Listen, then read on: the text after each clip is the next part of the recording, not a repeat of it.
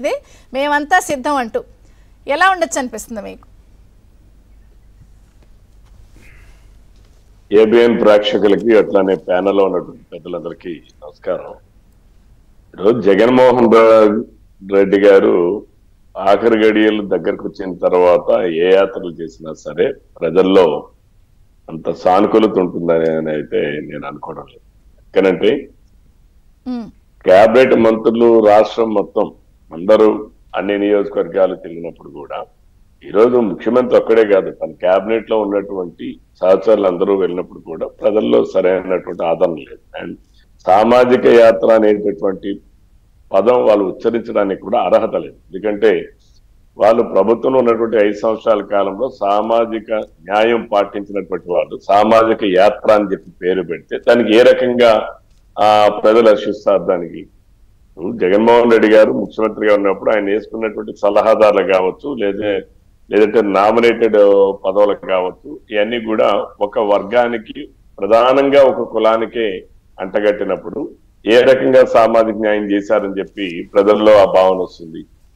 నిన్న మొన్న మనం చాలా మందిని చూసాం. ఈ మధ్య కాలంలో వైసీపీ నుంచి చాలా మంది బీసీ నాయకులు, జంగా కృష్ణమూర్తి లాంటి వాళ్ళు, అట్లానే కర్నూలు ఎంపీ లాంటి వాళ్ళు, వీళ్ళందరూ కూడా ఆ ఇచ్చిన అరాకొరా పదవులు కూడా పేరుకే పదవులు తప్ప ఎవరికి కూడా ఇటువంటి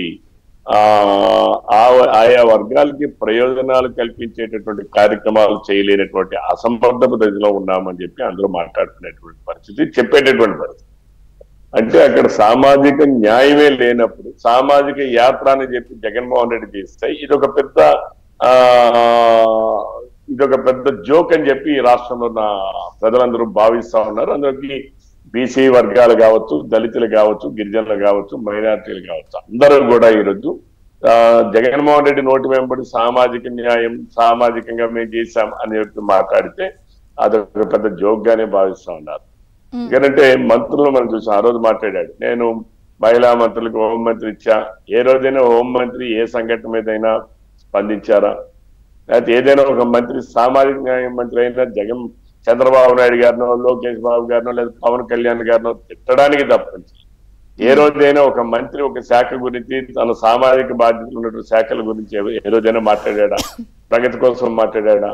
ఈ రోజు సామాజిక న్యాయం అని చెప్పి మాట్లాడితే ఎస్సీ సప్లాన్ నిధులు, ఇది కాన్స్టిట్యూషన్ ప్రకారం, రాజ్యాంగం ప్రకారం ఎస్సీ ఎస్టీ సప్లాన్ నిధులను డైవర్ట్ చేయడానికి లేదు.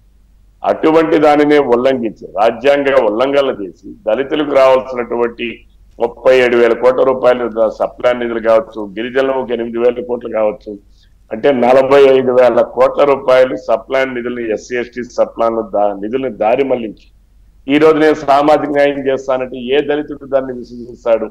ఏ గిరిజనుడు దాన్ని నమ్ముతాడు? అలానే బీసీ సప్లాన్ ఆంధ్రప్రదేశ్ రాష్ట్రంలో ఆ రోజు చట్టాన్ని తీసుకొచ్చి చట్టం ద్వారా ఆ రోజు బీసీ సప్లాన్ ని అమలు చేస్తే ఈ రోజు బీసీలకి చెందాల్సినటువంటి 75,000 కోట్ల రూపాయల సప్లాన్ నిధులను దారి మళ్లించి ఎక్కడ పోయో తెలియదు, దేనికి వినియోగించారో తెలియదు. ఇటువంటి పరిస్థితులు ఉంటే ఈ రాష్ట్రంలో ఉన్నటువంటి బీసీలు, వెనుకబడిన తరగతులు ఏ మాట మీద నిలబడ్డాడని జగన్మోహన్ రెడ్డి ఆ మాటని నమ్మేటటువంటి పరిస్థితిలో ఉంటారు. విశ్వసనీయత అనేటటువంటిది లేనప్పుడు. రవికుమార్ గారు, ఇక్కడ ఒక ప్రశ్న. అంటే మీరు రాకముందు కొంత అనలిస్ట్ గారు ఆయన కొంత అనాలిసిస్ ఇచ్చారు. ఏమని? కరెక్టేనండి, చాలా మీరు చెప్తున్నట్టు ఈ రాష్ట్రం ఎంత నష్టపోతోంది, లేకపోతే మౌలిక వసతుల దగ్గర నుంచి ఇప్పుడు మీరు చెప్పిన అంశాలు, ఇంత నష్టం జరుగుతున్నా ముఖ్యమంత్రి గారు ఎంతసేపు డబ్బులు ఇవ్వడం, మీకు వచ్చినాయి జరిగిందా, మంచి ఒక సైకాలజీ గేమ్ ఇచ్చి డబ్బు చుట్టూతూనే ఆయన తిప్పుతున్నప్పుడు కొంత దానికే మొగ్గు చూపే అవకాశం ఉంది కదా. ప్రతిపక్షాలు కొంత కౌంటర్ చేయడంలో ఎక్కడో కొంత వెనకబడి ఉన్నాయనేది ఆయన అభిప్రాయం. ఇక్కడ మనం ప్రజలు అమాయకులు కాదు. చాలా మంది ఏంటంటే అనలిస్టులు కావచ్చు, మేం కావచ్చు, అధికారంలో ఉన్నటువంటి జగన్మోహన్ రెడ్డి కావచ్చు, ప్రజలు